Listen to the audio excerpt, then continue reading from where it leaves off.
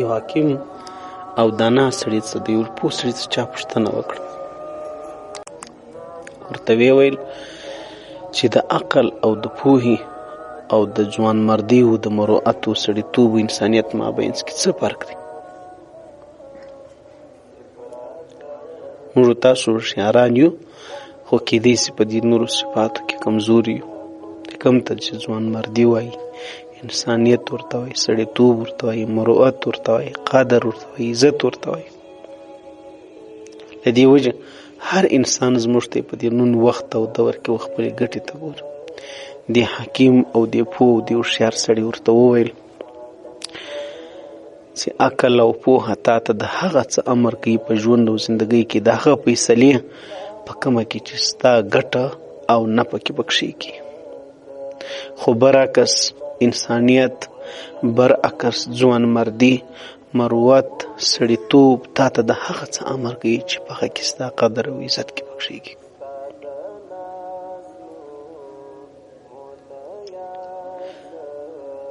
ورته څنګه ول تشریح دارنګه ده. انسان په خپل ژوند او زندګۍ کې د دوه رقم فیصلو سره مخامخ کیږي. ډیر ځایونه به دی دل راسي چې کله ته سوچ او فکر وکړې، عقل او پوهه به دې خواته راکشي چې په دې کې ستا فایده ده، نو ځکه به هغه فیصله انسان کوي. او ډیر خلک هم دغه رنګه کوي. او نن زموږ په دور کې ډیر نه په 99% خلک هم دې ته ګوري او دې ته ترجیح ورکوي. په کوم ځای کې چې زیان وي، تاوان وي، هلته عقل درته وایي چې ژوندی مه ورځه، پوهه تا ته وایي چې ژوندی مه ورځه.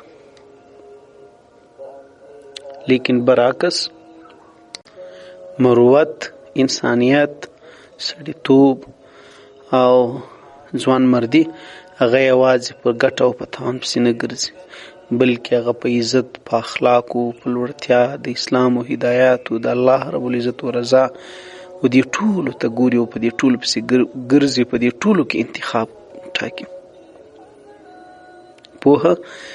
پوهه صرف هغه ځای ګوري چې په کوم کې پیدا وي، چیرته انسان د پاره نفع وي، چیرته مال وي، چیرته هغه دا درته وایي چې وخت مصرفیږي، او چیرته مثال ستا مقام خوندي پاتې کېږي، چیرته ته د تاوان بچاویږي. لیکن برعکس د مروت، د سړیتوب او د انسانیت هغه عزت، هغه د الله رضا، هغه د الله و دین ته، همدارنګه هغه سړیتوب او ځوانمردي ته په دې پسې ګوري.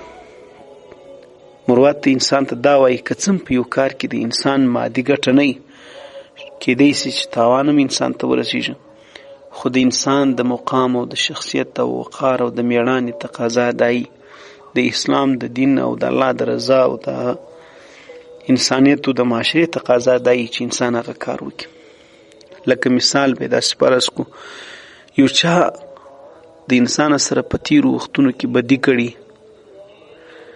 هغه یا ستا همسایه دی یا د کلي او معاشرې سړی دی یا قریب دی، لیکن فی الحال اوس هغه مرستې او کومک ته اړتیا لري، و امداد او لارو ښوولو ته اړتیا لري. نو عقل د اول ټک لیدلو سره دستي و سړي ته دا وایي چې مرسته او کومک ته د چا سره کوي، ځکه ده در سره څه کړي ول، ده در سره بدي کړې وه، ستا یې وخت پر دې باندې ضایع کېږي چې ته د دې خلکو سره بیا مرسته او مدد کوې، څه پیدا یې تا ته ورسېدله، داسې نورې ډېرې خبرې به تا ته عقل وکړي او پوهه هوښیاري.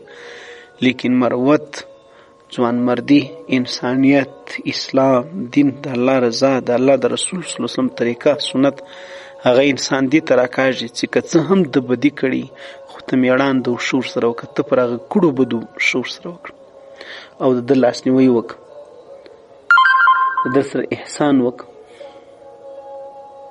ځکه دا د انسان د اخلاقو، د الله د رضا، د لوړتیا، د عزت او د لوړ مقام خبره ده.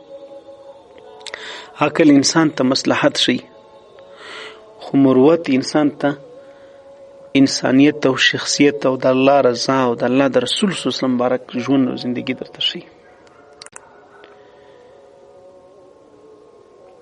اوس به دا موږ وګورو چې څوک څه انتخابوي. کله چې یو انسان عقل او مروت، ځوانمردي، اخلاق، انسانیت، د الله رضا، دین، دا ټول سره یو ځای کړي او بیا په ټولو په رڼا کې یو فیصله کوي. نو دلته د انسان څخه یو دروند شخصیت جوړیږي، یو په دین مین متدین مسلمان جوړیږي، یو د الله د رضا والا سړی جوړیږي. الله رب العزت موږ ته په دې ژوند په ټولو چارو کې، په ټولو خبرو کې، په ژوند په هر اړخ کې هغه خبرې موږ ته نصیب کړي چې په هغه کې زموږ ستاسو د پوهې سره سره ژوند مردي، انسانیت، هدایت، مثال د الله رضا، د الله د رسول صلی الله علیه وسلم مبارک، هغه ټولې خبرې کې وسنجول شي او ټولې خبرې کې پرتې. الله رب العزت وکړي چې دا خبرې زموږ ته د پیدې دپاره وړ ګرځېدلي. د دې وجې دوستانو ملګرو مخکې هم در سره شیر کړي. نو یوازې پر عقل فیصله مه کوئ، سیک او هندوم یوازې د عقل په خبره پسې ګرځي. دې ته مو ګورئ چې په دې ځای کې د الله رضا څه ده.